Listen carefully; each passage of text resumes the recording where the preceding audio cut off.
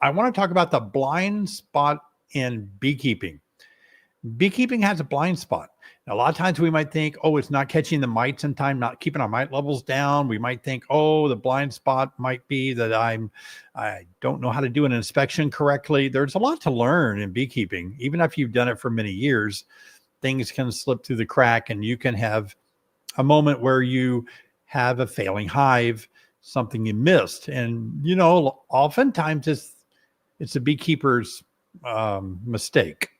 It's pilot error. Not always, but often. So a blind spot in beekeeping that I want to share and talk about tonight is the queen. Have you ever asked yourself, why is my hive struggling? I mean, that's a sickening feeling, especially if you only have one hive and you go out there to inspect it and you realize, ooh, something is off. My hive is struggling.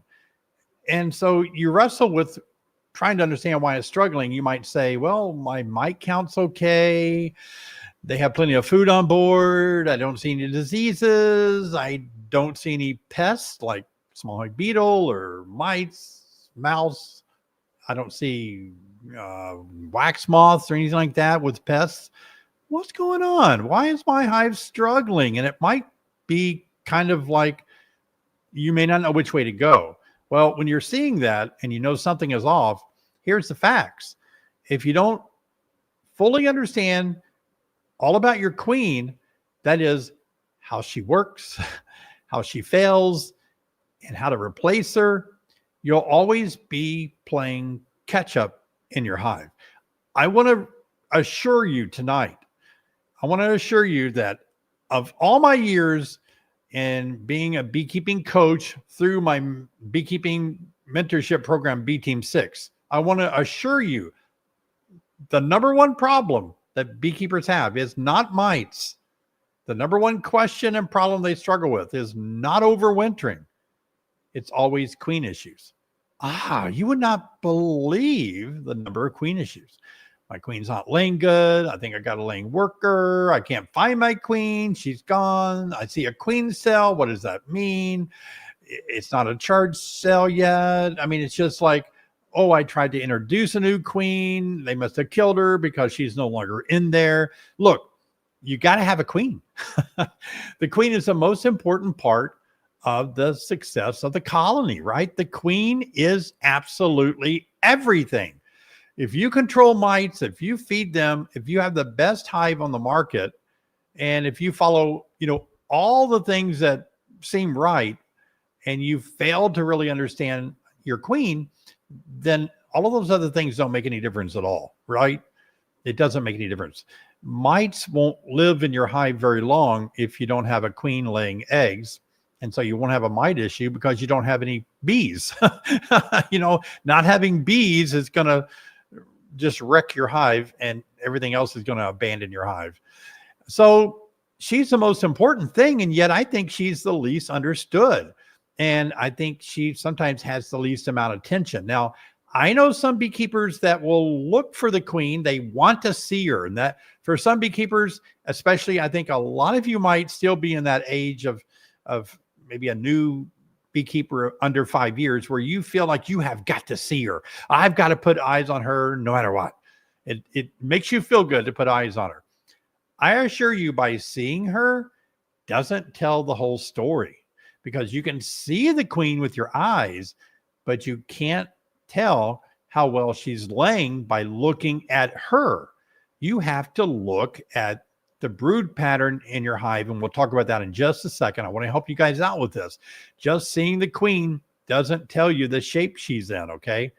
So she's the least understood, but she's the most important. So when the queen starts to fail, symptoms are so subtle too. That's what's really sad. And when the queen starts to fail, beekeepers don't know it's a problem until it's a problem and it's really bad. It's like, uh-oh, something's wrong. So we want to get ahead of the game. So signs of a failing queen, first thing you're going to really perfect and become a citizen scientist, an expert. You're going to become a master in this right here, identifying brood pattern. There's two types of brood pattern, as you can see here. Well, one's we call the spotty brood pattern on the left, and the other is a solid brood pattern on the right. A good laying queen is going to be the one that you see on the right under solid brood pattern. That means every egg she lays, it went from an egg on day 3, it went to a larvae, and then about day 8, it was capped over, like you see in the picture. And that capped over is a pupae underneath there. There is pupating, and it will stay in there, and then it will emerge a bee. On the left side, look at that. Not many capped over cells. So something's wrong with the queen. She's either not laying eggs like she should be, or her eggs are problematic. And that means they may not be as fertilized. They're not fertilized. Something's wrong. They're taking the eggs out for some reason. And so it results in a spotty brood pattern. Guess what a spotty brood pattern does for the future of your colony? It ruins it.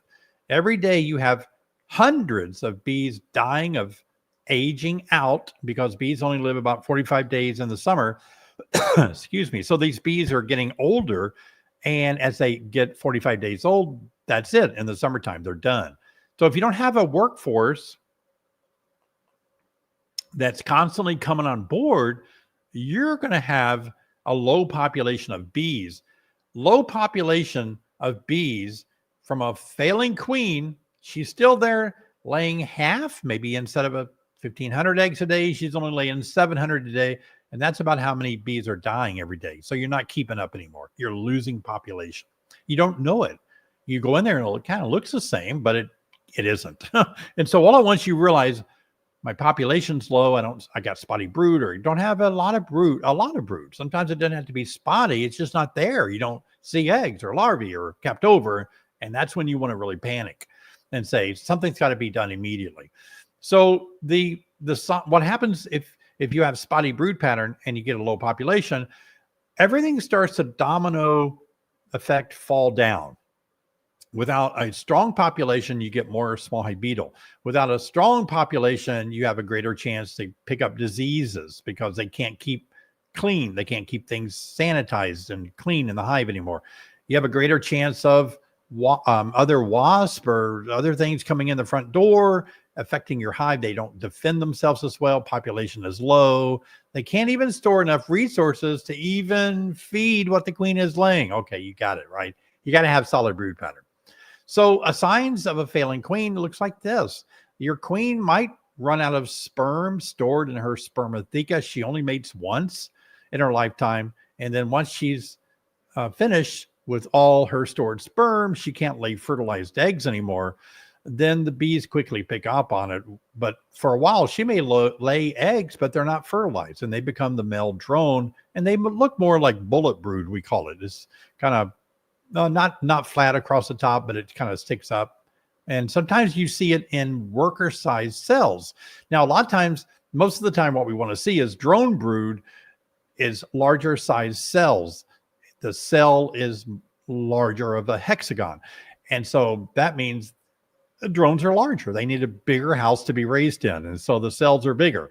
But when she lays an unfertilized egg in a worker size cell, it's going to become a drone that's raised in a smaller house.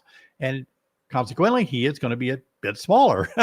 And so, so you have that to look at and kind of know what you're looking at when you might see your queen failing. Know the signs of a failing queen. Also, signs, not necessarily of a failing queen.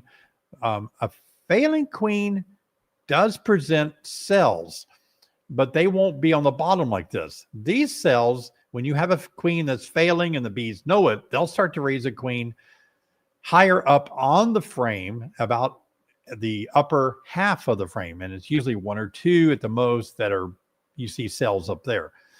But these down here is a sign that the hive is very healthy. They're swarming. Anyway, this is a good picture of what cells look like, whether it's a swarm cell or a supersedure cell. That's when they're replacing a bad queen, a failing queen. But remember, the supersedure cells are going to be higher up on the frame, and so you'll have evidence. Another thing you really want to look for that tells you exactly today, right now, how well your queen is performing is to look for eggs. Let's be honest, everybody. We're not getting any younger, and our eyeballs seem like they don't get younger either, and it's hard to see tiny little things sometimes. And so as you get older and you look into those cells, it's hard to see eggs. Let's be honest. No shame in it. It's great to get old and get old gracefully, but you have to admit that, boy, like I'm wearing readers today so I can see my screen. Otherwise it's a big blur. Thank you for your super sticker, Ohio Hunter. So appreciate that. So anyway, the eggs, you got to be really mindful that you need to see eggs. That tells you the condition of your queen. Okay. So use something like real high powered reading glasses, magnifying glasses, take a picture, look at it back in the house when you get back on your cell phone. I've got some jeweler glasses. It's a little thing that goes around your head and they're real cheap to buy and it has a little flip up and you can adjust your magnification, take those out there, whatever it takes to really see those eggs. That will tell you if the queen is laying today. She lays an egg straight up in the cell today. Tomorrow is tilted over. So that gives you a lot of information. You don't even have to find your queen if you see eggs. You know she's there because she laid an egg within the last 24 hours because it's standing straight up in the cell. Make note of that.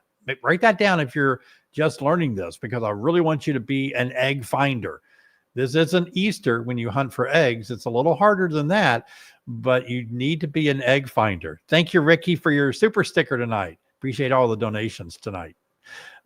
So another thing, it's time for us to take the blindfolds off of queens and get into queens a little bit more than we normally do. So we need to increase our queen's skill. A lot of you have done well learning Mite Control skills, learning frame manipulation skills. Maybe you've learned how to wax your foundation. You've learned those skills to have the frames drawn out evenly. There's a lot to learn in beekeeping. And a lot of times we might just think, as long as the queen's in there, she's laying eggs, all is good. But we need to increase our skills, level up a little bit more. We need to, don't go anywhere, hold on, but we need to learn how to raise queens. Now, if you don't think you can jump into raising queens this year because you're so brand spanking new, I get it. I didn't raise queens my first few years either. It's not that difficult. You do need a guidance to do it. But once you learn to raise queens, I'll talk about it in just a second, it's powerful. And you need to learn how to evaluate your queen, which we have spoken of just a second ago about looking at different frames and what to look for the queen's doing. And then we need to learn how to replace a failing queen. So if you really want to learn how to raise your own queens, Dr. John Zavishlak and John and I are good friends, have been since 2009. And he and I put this booklet together and it's available. I think they're out of stock on our website, but we've got some more ordered. The University of Arkansas publishes this, and so we have to kind of get it through them. The University of Arkansas does have this available free as a PDF download. If you probably go on and type in Raising Quality Queen Bees, you'll find it and download it, print it off yourself. Thank you for the super sticker. Appreciate it. And so, but if you want to get the hard copy with our colorful pictures that John and I took to help you understand queen rearing, this book is going to help you.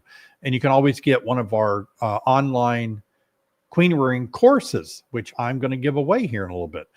But anyway, look, why do you want to raise your own queens? Number one, you don't have to wait. Right now, I'm sitting on 5 or 6 queens, and I've got them ready in case I'm making splits and I'm making sure all my queens get accepted and all that. If I don't have one accepted, I've got 6 of them in a battery box with a bunch of nurse fees. I can go there and draw them out. I don't have to order one. I don't have to wait for it to get in the ship to me. I don't have to pay shipping. I don't have to worry about hot weather, cold weather. Will my bee get injured and everything? Oh, thanks, Tracy. I'm glad you got the book. So yeah, we love those books, and we may have gotten them back on our internet or on our website. I don't know yet, but they're on their way. So anyway, you don't have to wait. If you learn to raise your own queens, you can control the genetics a lot more. Yeah, I know your queens are mating with drones, and we can't always control the drones because they come from different hives. But anyway, you can control half of the genetics by selecting queens from hives that overwintered. They have good characteristics. Now, another thing that's good, thank you, Wayne. Appreciate the donation tonight. That helps the live stream keep going. So another way that you can handle raising queens that benefits you is that you have the power to fix problems before they get worse. You see spotty brood, perish the old queen and wait and give a new queen. And there you go. And since it's one of your queens that you know that it's from a good hive, the genetics are, then you're back in business. Within 24 hours, you've got a mated queen laying in there.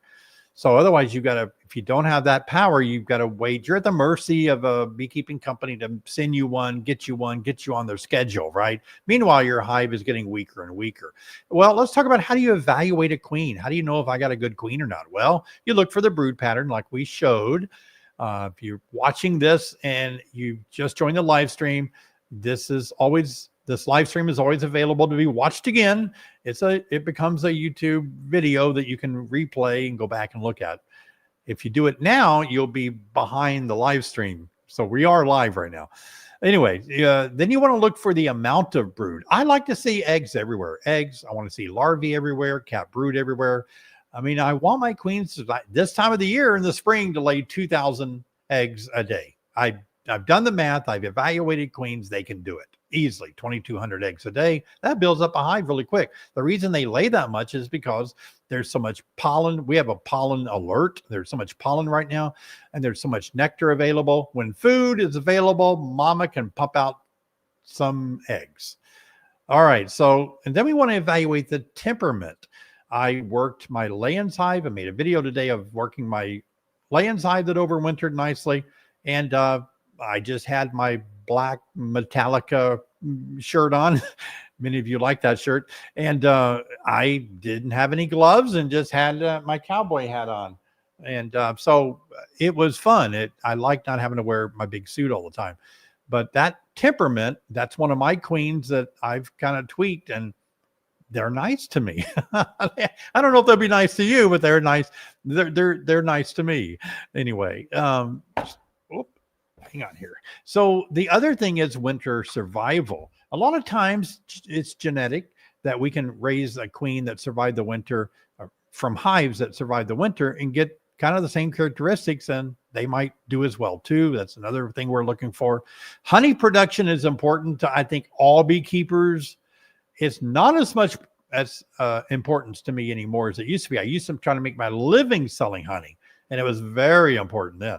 But now I've got a few other irons in the fire with beekeeping that help support my hobby, and my ability to teach you guys helps a lot. So honey production, though, you want your bees to make honey. And then the last thing, you want bees that don't have a propensity for diseases and pests. There are a lot of diseases: American foul brood, European foul brood, chalk brood, sack brood. You just go down the list of different diseases. And then there's a lot of pests that some bee colonies are really good at controlling. Some bees are good at controlling mites better, small hay beetle better, wax moth better. They can just keep mice out of the hive, and wasps better. You know what I mean? They're good to keep all that down. So that's how you evaluate your queen, is by looking at her progeny, right? Looking at the girls, looking at her daughters. How are they doing? Are they good? Is mama raising a good bunch of family gals that's doing a great job in the hive, and a few guys. So let's talk about, okay, so you're saying, David, I get it. I got a bad queen. What do I do? Enough of all this. Well, number one, if you've raised your own queen, you have a queen available that you can replace. If you don't, you can call somebody and be at their, I hate to say it, but at their mercy of when they can get you one, right? And you really don't know the genetics. They can tell you a bunch of stuff, but I mean, whether that's really, I don't think they're lying to you. They're hopeful, and they expect it to be that way. But it's haploid diploid genetics is different than dogs and cats. So it's different, very difficult to control the genetics of honeybees for sure. So even though they may make claims about what they hope their bees are going to do, even I wouldn't make the claims that if I send you a queen that open air mates, that should be like should be like her mother. I don't know that for sure. All right. Well, anyway, so when you want to replace your queen, you need to secure a new queen. Don't go out there willy-nilly and perish your old queen because she's got a spotty brood pattern just yet. Leave her in there. Don't kill your failing queen until you have received in the mail a healthy queen. Then you can go out and take care of the old queen.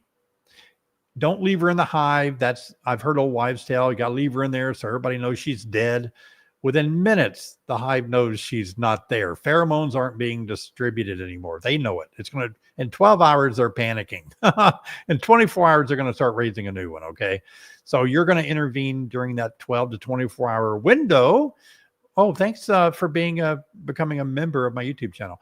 So in that window of time, 12 to 24 hours, when they realize they're queenless because you removed the old queen, now you can introduce a new one, and immediately they wipe the sweat off their brow. Shoo, here's a new one. And she's behind candy. And so they're going to eat through the candy with great excitement to get somebody, even they know she's failing. They're going to get a new queen they know that's going to replace the failing queen. Introduce a new queen behind candy in the candy cage, and then go back and check in about a week. Make sure you see some eggs. In 7 days, you'll see larvae. And you'll be like, aha, whew, that worked out really well. I replaced a failing queen. I was on the ball. I got on there. So if you're doing your inspections every 2 weeks, that's time enough for you to really get ahead of the game. Finally, well, almost finally, I want to talk about protecting your queen when you're doing an inspection. Thank you, Mike. Way to go, Mike. I appreciate the super sticker. So protecting your queen. This week, I made some videos, and I emphasized in one of my videos this week how to watch the queen as you reinsert the frame that she's on back into the hive. Keep eyes on her. Make sure she's not on the edge of the wood. Make sure she's in the middle of the frame, and lower the frame back down and push it against the other frame. That way you don't have to worry about accidentally killing your queen and smashing her. That's really bad if the beekeeper kills the queen, because it's our fault and we don't even know it. And then 2 more weeks without a queen, right? So another helpful thing is to mark your queen. I've made so many shorts in the last month about how to mark queens. I've made a lot of videos on marking queens. I mark queens a lot. And so mark your queens gives you the ability to always know, easier to find her, know where she's at. Hey, Charlie, thanks for your super sticker. Take a moment, buy a marking pen, practice on the drones, because the male bee does not have a stinger. So you can pick up the male bee and you can hold him by his back 2 legs on one side, and then you can mark his thorax with a different color, hopefully, because if you don't, you'll be thinking that's a queen all the time. So put a different color mark on him than blue. This year in 2025, it's blue, by the way. So you also need to keep track of your queen's age. How old is she? That's what the mark is. We have an international color code that helps us track the age of the queen. I've made a short last week on this, and it was in one of my videos too. It teaches you guys how to use the color of markers to signify what age she was, what year she was born. Okay, so you know how old she is. Putting a blue dot on her this year, next year you'll know she's a year old. Simple as that. So that's a really neat thing. Buy the colored pens and start keeping track of her age. Because you want to know when she gets about 3 years old, you don't want to go in through winter with a 3-year-old queen. I don't. That's a little bit too old. I'm afraid she'll perish and it won't make it through winter. And finally, the great, I guess, encouragement that I want to give you guys is this. I've said it before. Curiosity is a superpower that transforms beekeeping from a hobby into a mastery. Please be curious. I kind of feel strongly, really, that intelligent people are very curious. Really, you look at somebody that's very curious and you can see that they're pretty intelligent because their curiosity has forced them or allowed them to really learn a lot of things. So be curious about beekeeping, okay? I think it's going to be really helpful if you can really improve by being curious about everything beekeeping. Stay on top of that queen for sure. Oh yeah, that's good. I want to do something real quick here. I want to give a shout out to Carrie and Jessica and Robbie for helping us out tonight. Big thanks to them. Sherry's not here tonight with us. I think she's watching, but not working behind the scenes. Somebody sent me a box on the live stream, and so I want to open it up real quick and see what it is. If any of you do want to send something, everything behind me, people have given to me. The Cowboy Up was given to me. The beautiful bee, a stained glass window bee back there. I think Larry gave me that. So got another something in a box. So let's open this up and see. Wrapped really good. Stay with me just for a second. Then we're going to get into your question and answers. Wow. A lot of bubble wrap. Hang on. Ooh. Oh, this is beautiful. Look at this. I dropped the letter on the floor. Sorry. It says a little horizontal laying straw for a horizontal hive made a, oh my gosh, it looks like every little piece is like handmade, doesn't it? Does it have real frames in there? Oh, look at that. Got a nice top cover. Little bitty things that go with a handle on them. This is tough to do. Oh, there are frames. They look like they're real frames. I got to pull one up. Hang on. Oh my gosh. Look at that. It's like a top bar frame or a worry frame kind of. Wow. Thank you so much. I appreciate that. That's really cool. Let me grab the name real quick. Got to be a letter in here. Oh, shoot. I can't find it. Here it is. I got it. I'll give a shout out. Oh, yeah. Oh, who sent me this? Probably on the line. Elizabeth. I'll just say the first name. Hey, Beekeeper MD. Thanks for your super sticker. Thanks, Elizabeth, for that incredible handmade hive. That's great. We'll put it back there on the back of the scene. I'll open the next one up here in a few minutes. But let's get into the questions tonight. What do you got for me tonight for questions and answers? I'd like to help you guys out. I'm working for you tonight. Hey, Jimmy. Hey, David. Why do my bees keep hanging out underneath hive on my screen bottom board? Jimmy, it could be that there might be a stray queen under there, then they're down there helping her out.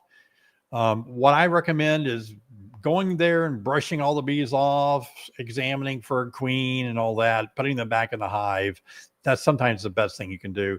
Oftentimes the bees just want to get in, and some reason they're just missing something and figuring out how to go in the front door. But I oftentimes find queens underneath there like that. So check that out and be sure. Keep trying to rush them back in, brush them back in. Vlad, how you doing? Did a split with my small grow board. Now have capped queen cells at bottom of frames in the top box. That's expected. Will the bees in the bottom box swarm, or are the bees in the top box going to swarm? Yeah. Well, you've got to control all of that by giving space, giving room, watching for queen cells, doing something with the queen cells, the swarm cells, because you're actually causing them to raise queens in different places. If they get too crowded, they can swarm. So you're going to have to make some splits, it sounds like to me, to keep them from swarming. Yeah. Hey, Marianne Livingston, how are you doing? How soon after a new queen begins laying can a split be done? If you have a new queen that's laying, a new queen, you don't really have to wait for her to start laying. In other words, you can move over a queen cell and let her, take a mating flight. So that's not as critical. You don't have to have proof of her laying before you make that split, if that helps you out any. It'd be nice to, because you'd know for sure, but you don't, no really time limit on that. You can move her before she starts laying. Owens, honey, how long before a virgin queen takes a flight? After they emerge from their cell on day 16 from when the egg was laid. It's dependent upon taking that mating flight. So they're waiting for good weather. And I would say temperature is going to have to be in the 70s probably for her to venture out. She'll spend about 5 days walking around and all.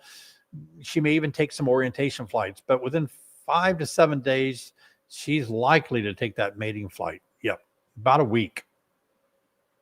What time of the day is best for doing a split? Should I avoid splitting on hot days over 80 degrees Fahrenheit? Nah, bees are really great air conditioning their hive out. I wouldn't wait.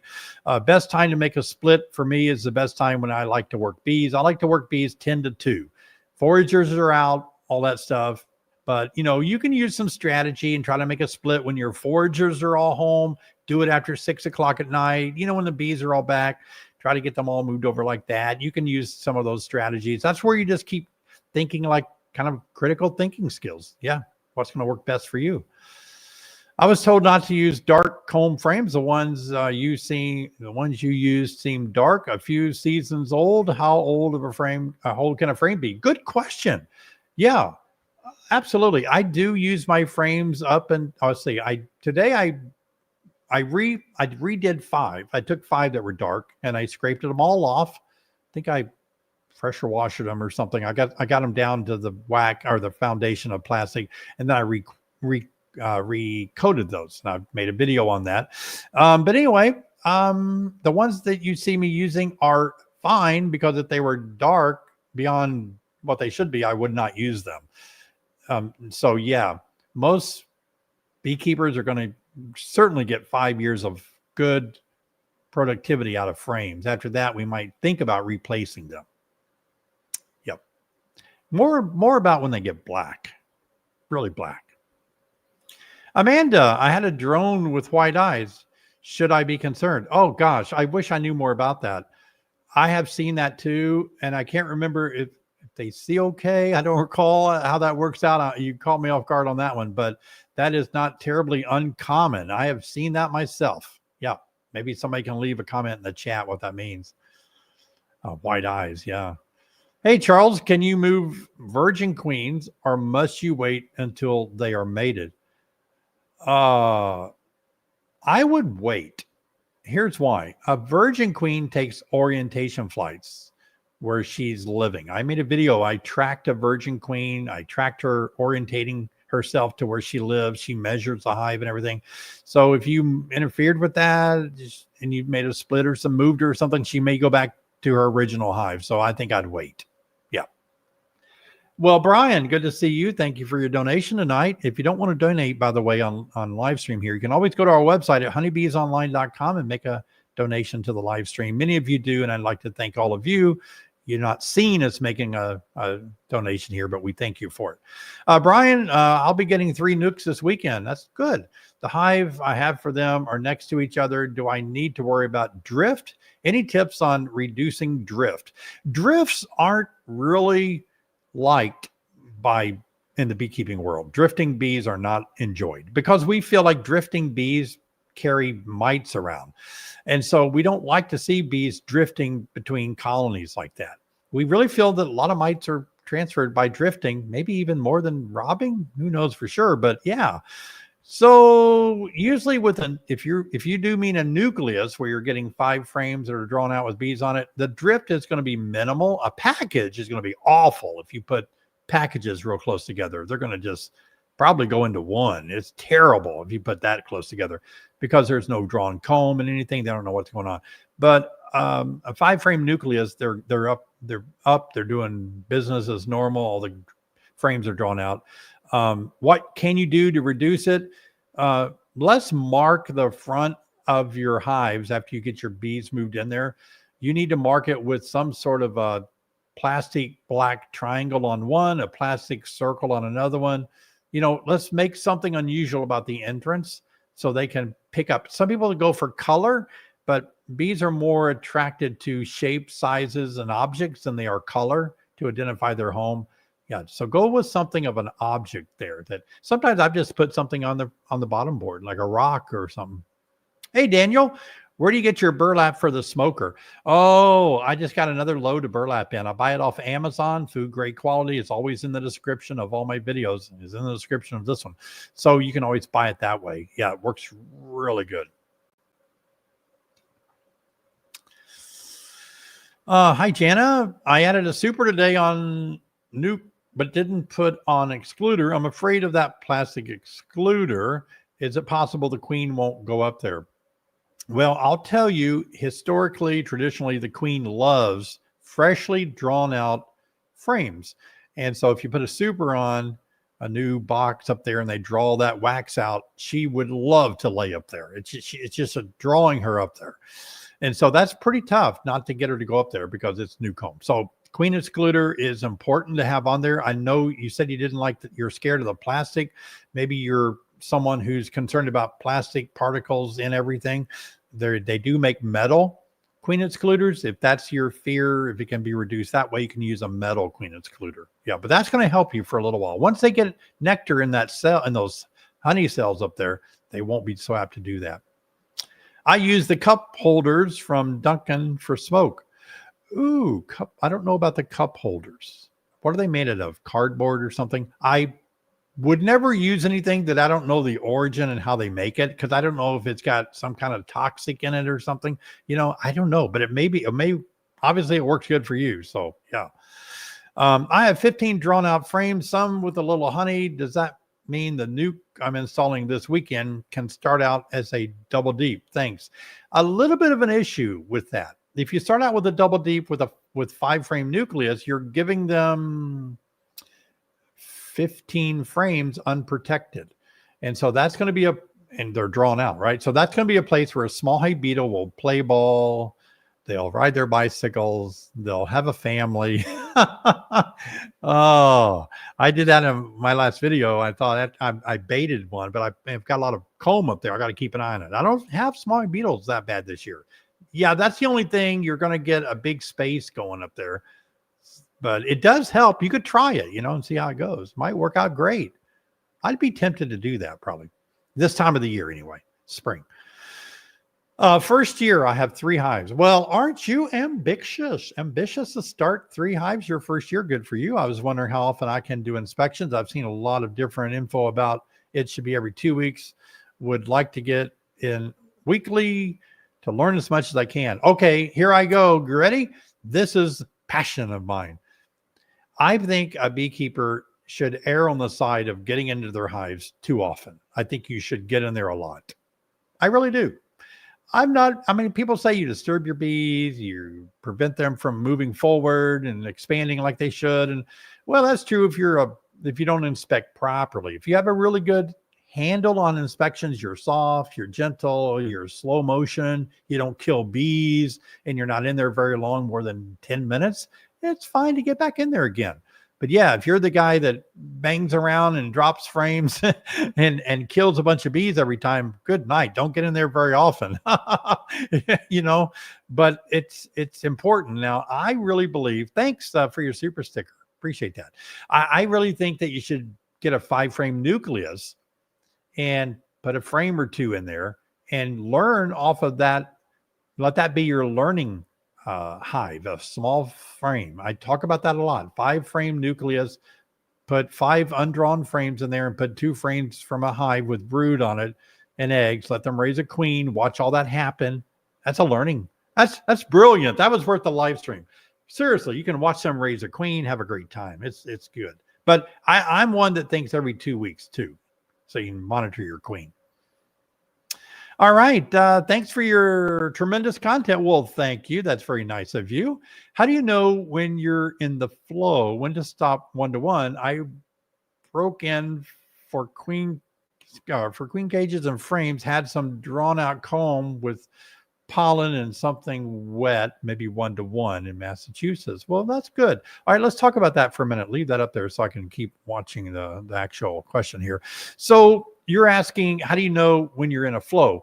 Here's what I say. When bees are rushing out of your entrance of the bottom board, they're just boom, boom, boom. You can't hardly count how many bees are leaving. That's always a good nectar flow. Try it. See if you can keep count. As soon as you can't keep count anymore, you miss one or you did 2 were together and you lost count, it's a honey flow, okay? If you can count them, it's not a honey flow. There's 1, 2, 3, 4. That's not a strong flow. When do you stop 1-to-1? If you're drawing out frames, I didn't quite understand what you meant about frames, but if you have frames that need to be drawn out, wax added to them by the bees, you need to keep feeding them. That will help them draw out wax better. They have to make that wax. But if they're drawn out frames, you can stop feeding when the bees have nectar sources out there. Yeah, what you're seeing, something wet along with those pollen, that's either what you're feeding them or nectar. It's always nectar until it's capped over, and then we call it honey. That's a very good question. I hope that helps you out. Thanks for your donation, by the way. Hey, Ernie, one of my hives swarmed twice and a few bees remain. Oh, they swarmed twice and you only have a few bees left? How do I know if the hive will make it or not? It's going to be tough with a few bees. Do you have other hives? Can you bring a frame of capped over brood in there to boost them up? That's what you need to do, Ernie, if you have some more hives. Yeah, they probably need to be combined if you can't do that. I don't know. That's going to be tough. Yeah, sorry to hear that. Swarm twice. Wow. A couple of more questions and we got some business to do here. More stuff to do. Giveaways. Hey, Mike, thanks for your donation. 2 weeks today with new package. Okay, good to hear. I've got eggs. I've got eggs. Larvae, capped over brood, and capped over honey, 4 to 10 frames of it. Oh, 4 of the 10 frames. I put empty, undrawn frames between them. Did I hurt my bees? I'm in Michigan. Okay, well, you're dividing up the brood nest area. I'm not crazy about that, only because, bees kind of have things organized in the brood nest area for expansion. And when you put another undrawn frame between those, now the honey is too far away. Not too far, but it's further away than it was. And it's like, okay, here's what it's like. It's like, it would be like me going into my kitchen. Sherry's the main cook at our house. I've been known to cook a few things, especially I'm good at breakfast, like bacon and eggs. But Sherry knows where all the different cooking things are, utensils and food and all that, right? If I remove the refrigerator upstairs in a bedroom, Sherry could still make a meal, but she ain't going to be happy about it. She's going to be like, who moved all the stuff up here? I got to walk up and down the stairs now.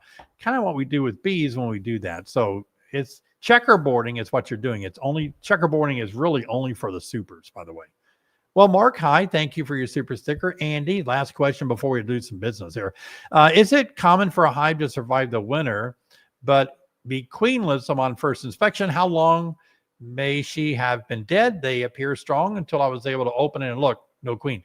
Okay, Andy, always evaluate your question by what brood is present. If you don't have any brood at all, she's been dead longer than 21 days or 24 days. That's how long it takes, 24 days on drone. So if it's, you don't see any capped over brood, no eggs or larvae, it's been a month she's been gone.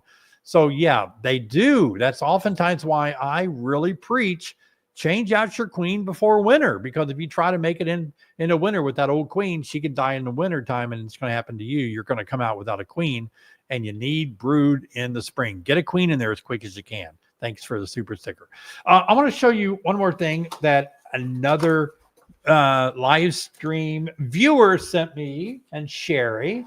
Look at this. This is amazing. Oh, let me get this note here. Hang on.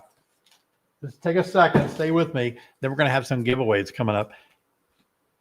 Let me find out who the name is. This is amazing. Look at that. Do you know what these are yet? Oh, okay. I should have memorized your name. Oh, shoot. Can't see it. Oh, here it is. Dean. Hey, Dean, thanks. So he lives in Missouri. He went out on his property, got some wood, and he got some metal rod and fashioned us hot dog sticks. Look at that. They're banded together there. Not amazing. I mean, it's far enough away that I won't burn my eyebrows, what I have left of my eyebrows when I'm around a campfire or something. And Dean, we love these because we have some little cheap ones we bought. They're about a foot long. These are going to be fun, and they'll hold a lot of marshmallows. Woo! So thank you guys for sending things into the live stream. Appreciate your gifts like that. All right. We're going to give away something neat tonight. I've got a few things I want to give away. Look at this. I like this kind of style hat. It's a cowboy style hat. I'm going to give one of these away with a hive tool, the traditional hive tool that I used a lot today for scraping. I like J-hooks, but for scraping, you can't beat the traditional hive tool. But we're going to give this away. It's already wrapped up, ready to be shipped out to you. So let's go ahead and have a giveaway. And all you have to do today in order to get the hat, we'll select one of you tonight. Hashtag hat in the comments, all lowercase, make a little hashtag symbol, HAT, and then we're going to draw a winner in just a second. But give me a few more questions while we're waiting to collect some hat comments. Hey, Mark, what do you use to make the candy for plugging a queen cage? Very simple, Mark. I take powdered sugar and mix it with the least amount of water that you can possibly get and make kind of a Play-Doh paste to it. Works great. Sure does. Be simple. David, have you noticed more and more packages are coming with no attendance and no candy? Just a, yes, chewable cork. I don't like that. I know it. I see it. I've talked about it. I wish it wasn't that way. It shouldn't be that way. It should be candy in there. I don't understand it. I've seen that. We don't do that. Our packages all had candy in it. Larry, hey, David, I'm switching to an 8-frame box, getting old. Well, aren't we all? Thinking of 1 deep and 1 medium for brood rather than 2 deeps. That's wonderful. I think it's a great idea, Larry. It doesn't hurt a thing. You can go all mediums on your deeps. If you go all mediums and you live where I live, you need 3 mediums. That's going to be about the same as 2 deeps. But yeah, smaller boxes like that, it's your back will thank you later. It is brutal out there on the back. Tracy got a swarm and the queen is laying eggs, but her wings are deformed. Swarm is full, 5 frames, about a month old in North Carolina. Should I replace the queen? Thanks for all you do. Her queens are her wings are deformed. I mean, she can get deformed wing virus too. I would be worried. Yeah, I might be worried.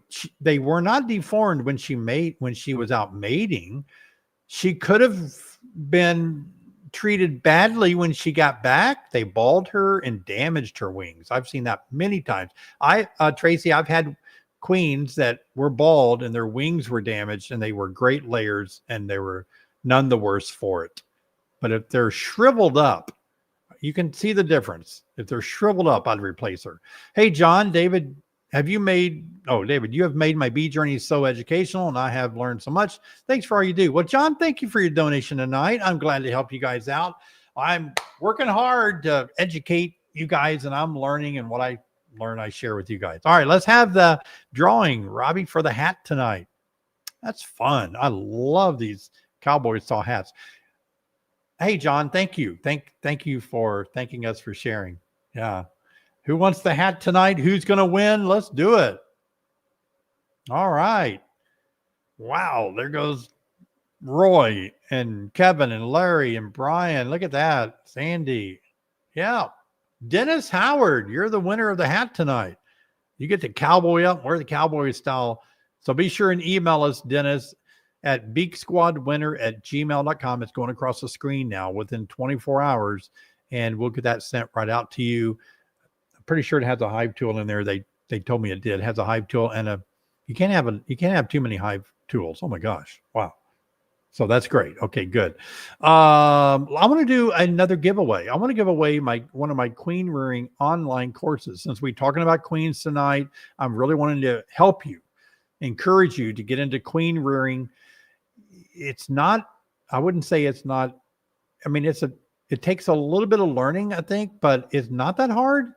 It's not impossible. Hey, Paul, thanks for the super sticker. So let's give away #class. And I'll give away one of my online queen rearing courses tonight. Now, if you've already bought my classes, thank you. Many of you have. You have the ultimate course. It comes with the queen rearing class. You can purchase or download the book that John and I wrote on queen rearing and go along with the online course. But I think you'll really enjoy the online course. Thank you for the super sticker tonight. So yeah, I feel like once I started raising queens, everything changed. I couldn't believe the freedom that I had to grow an apiary, to get rid of a failing queen, to split and have queens available all over the place. It's just so fun. And my family was so supportive when we first started. All my kids, when they lived here, they were out there. My older kids were grafting and taking care of queens. That was fun. So yeah, raising queens is giving you quite an edge. So take my class. I think it's going to be real helpful. We spent a lot of time, John and I did, putting our booklet together, making sure it was real descriptive on helping people out. Thank you, Robert, for your donation tonight. Appreciate it a lot. Yep. All right, Robbie, let's see who's going to win the class tonight. #class. Let's see who is going to get their hands into queen rearing. That's going to be fun. Absolutely. It's fun to raise queens. It's beautiful to see a queen that you raised too. Oh my gosh. All right, let's see who will do it tonight. Who will win the online queen rearing course? Wonderful. Who's going to get into queen rearing? Okay, there's the winner. I can't pronounce that, but be sure and email us within 24 hours at beaksquadwinner@gmail.com. We'll get that queen rearing course sent right out to you as soon as possible. So congratulations. And if you do want to get into queen rearing, just consider getting the booklet or taking one of my courses on queen rearing, and you'll really enjoy it. I've been kicking around the idea of having a queen. I used to teach queen rearing here at our training center before COVID. Maybe some of you took my queen rearing courses here at the site, but it's always subject to good weather, which you never really know. I mean, John and I were here one year. We just had a downpour. We were collecting frames of larvae for grafting in a thunderstorm, seriously, in lightning and pouring down rain. So you just never can, kind of deal with that. Hey, I want to encourage you guys, if you are in the state of Texas or you want to come to Texas, I'm going to be speaking at the Texas summer meeting. Looking forward to that on June the 21st. So love to have you join us. If you are near Abilene, Texas, that's where I'll be speaking there. And go online, check it out. Texas Beekeepers Association, June the 21st, first day of summer. So that'll be a great time there. A lot of different people are going to be there as well. So looking forward to that. So be sure and check your calendars for that. That'll be fun. All right. Is there something else I'm forgetting to say tonight? I can't remember if I've touched on everything I was told to. Okay, let's take a few more questions while we wrap it up here tonight. Stung again, honey farm. Boy, I got stung a lot this year. Got stung today wearing my Apple Watch underneath the band again. I can't remember taking my watch off. David, should I use 5 to 7 rule with my honey supers like my brood box? Is there a rule for adding honey supers? Same rule. 5-7 means when 5 to 7 frames are drawn out, add the next box. Same rule. Works out great. They don't overcrowd, but they also don't chimney up the middle.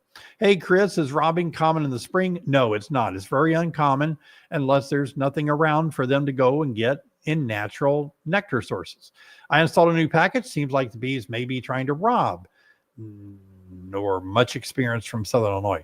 That would be unusual. It's not impossible. It's not uncommon. I mean, it is uncommon, but I could see it happening. You might want to put a robber screen on if that's really what you suspect. Yeah, that's too bad. Sorry to hear that. All right, we got time for a couple more questions. David, does the queen take more than one mating flight? Yes, she does, can. Oftentimes one to do it. Sometimes she'll come back, go back out a couple of times, 1 or 2 more times. But after that, she won't take anymore. It's just that initial time when she's mating. If so, does she fly out of the hive and hang out with guys for several days or return each night? No, she returns every time. She stays out. No, she doesn't have enough food sources to be flying. It takes a lot. It's like a helicopter. It takes a lot of fuel, right? So even the drones can't stay out there real long. They have to fly back and refuel. She'll come back and refuel, go back again. Thank you for your super sticker tonight. Appreciate that. These are good questions, though. It's oftentimes you don't know how the queen goes out and mates and all. I understand that. Yeah, it's interesting.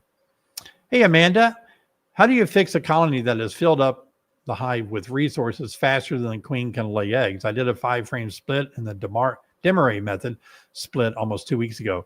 The best way you can do it probably is to take those frames that are full of honey or nectar and spin them out. I mean, I know you can't eat that. It's not dried down good, but you just use it in other hives and put in drawn comb. You got to that's the thing about beekeeping. We have to work hard to kind of spread out the love of the frames so that the bees have room to lay, and we also have room for honey coming in. That's right.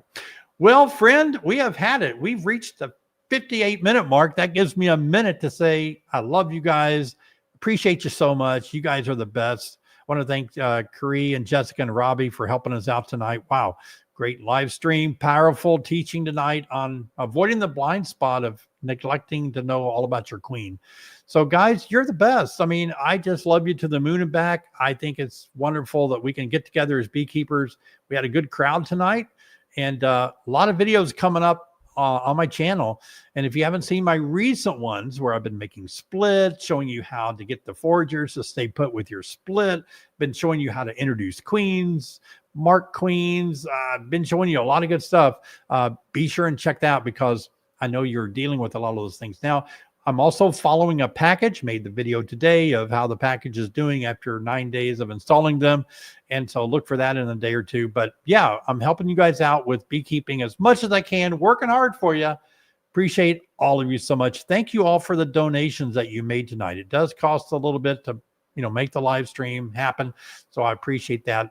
Money and donations you make, you give us, helps us to invest back into the live stream with giveaways and special speakers that we pay to be on the live stream. So I appreciate it. You are the one making the live stream successful. So I appreciate it. I appreciate you so much. I'll see you in the next video.